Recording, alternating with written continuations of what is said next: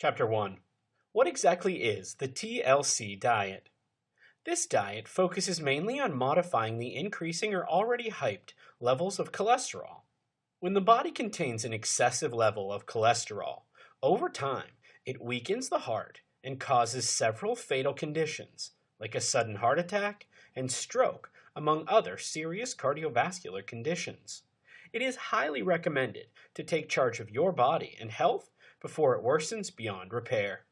This diet encourages healthy measures to lower cholesterol levels by means of diet, exercise, and other related methods.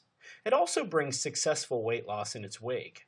For all those struggling with weight loss or health conditions, the TLC diet is a great way to kickstart your way to good health and well-being.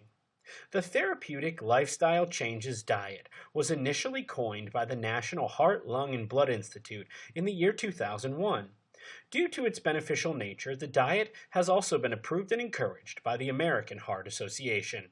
The diet aims to reduce the LDL levels of cholesterol, also known as the bad cholesterol, which is held responsible for triggering cardiovascular complications. The diet focuses mainly on healthy food options that have been coupled with suitable exercise and required lifestyle changes to help speed the process of recovery without any medications.